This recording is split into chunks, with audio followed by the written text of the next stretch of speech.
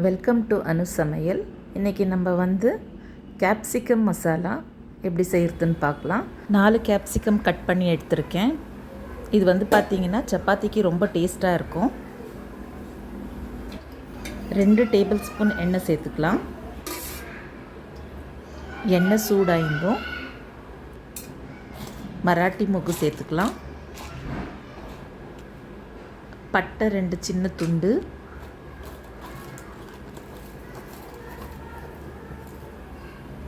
கல்பாசி 2 ஏலக்காய், லவங்கம் ஒரு 2லேருந்து 3 சேர்த்துக்கலாம். பெருஞ்சீரகம் ஒரு அரை டேபிள் ஸ்பூன் அளவுக்கு சேர்த்துக்கலாம். 2 பொடிசாக நறுக்கின வெங்காயம் சேர்த்துக்கலாம். ஒரு 2 மினிட்ஸ் இதை நம்ம நல்லா வதக்கிடலாம்.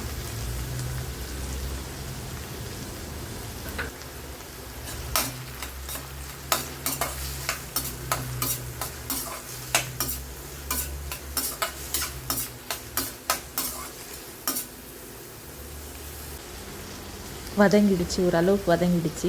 இப்போ நம்ம பொடிசாக நறுக்கின 2 தக்காளி சேர்த்துக்கலாம். அதையும் நம்ம வதக்கிடலாம். இதுவும் ஒரு 2 மினிட்ஸ் அளவுக்கு வதக்கிடலாம்.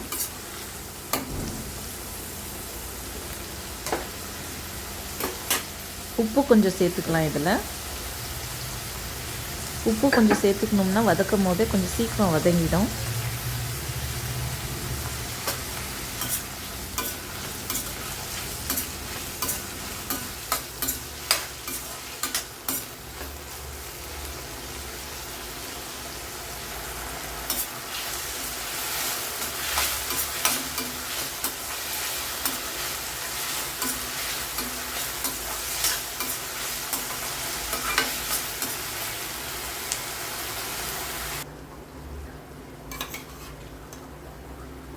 நல்லா வதங்கிடுச்சு. இப்போ நம்ம 2 டேபிள் ஸ்பூன் அளவுக்கு நம்ம இஞ்சி பூண்டு பேஸ்ட் சேர்த்துக்கலாம்.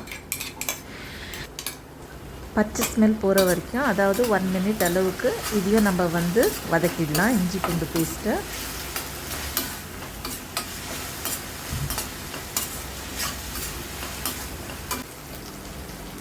நல்லா வதக்கிட்டு பச்சை ஸ்மெல் போயிருந்தோம். 2 டீஸ்பூன் அளவுக்கு தனியா பவுட்ரு சேர்த்துக்கலாம். 1 டீஸ்பூன் அளவுக்கு ரெட் சில்லி பவுடர் சேர்த்துக்கலாம். மஞ்சத்தூள் சேர்த்துக்கலாம்.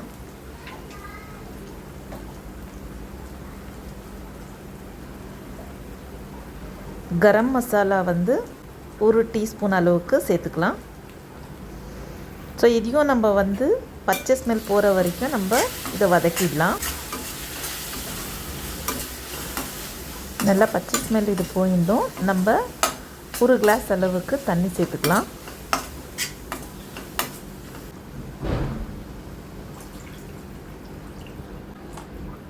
உப்பு நான் ஆல்ரெடி சேர்த்துருக்கேன். தேவைப்பட்டால் நீங்கள் மறுபடியும் கொஞ்சம் உப்பு சேர்த்துக்கலாம். தேவைப்பட்டால் சேர்த்துக்கலாம். ஒரு 2லேருந்து 3 நிமிஷம் இந்த பச்சை ஸ்மெல் போகிற வரைக்கும் அது நல்லா சுண்டி வரட்டும்.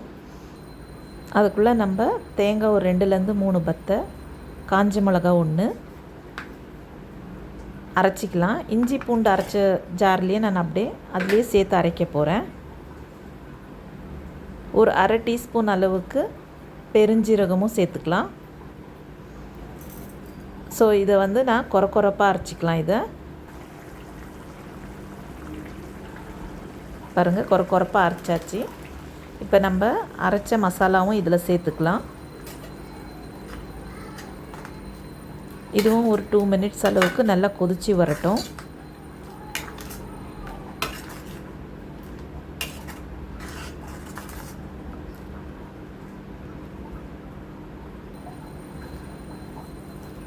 உப்பு தேவைப்பட்டால் சேர்த்துங்க.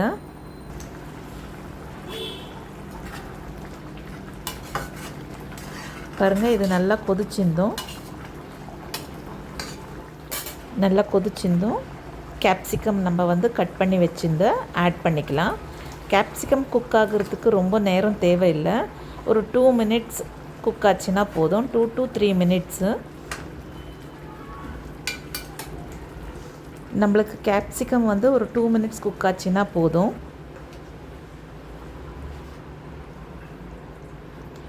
2 மினிட்ஸ் ஆயிடுச்சு. இதில் வந்து நான் 1/2 டீஸ்பூன் அளவுக்கு செட்டிநாடு மசாலா ஆட் பண்ணிக்கிறேன்.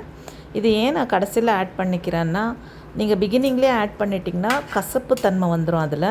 ஸோ எண்டில் ஒரு 30 செகண்ட்ஸ் அப்படி இல்லைன்னா 1 மினிட் இருக்கும் போது ஆட் பண்ணிவிட்டு அது 1 மினிட் குக் ஆச்சுன்னா போதும். பாருங்கள் 1 மினிட் ஆகிடுச்சி. அவ்வளோதான், ரெடி ஆகிடுச்சி. நீங்களும் மிஸ் பண்ணாமல் ட்ரை பண்ணி பாருங்கள். ஃபைனலாக நம்ம வந்து கொத்தமல்லியை ஆட் பண்ணிக்கலாம். ஸோ இந்த ரெசிபியை ட்ரை பண்ணுங்கள். பிடிச்சிருந்துச்சின்னா லைக் பண்ணுங்கள், ஷேர் பண்ணுங்கள், கமெண்ட் பண்ணுங்கள் ஃப்ரெண்ட்ஸ். சப்ஸ்கிரைப் பண்ண மறக்காதீங்க. Thank you friends.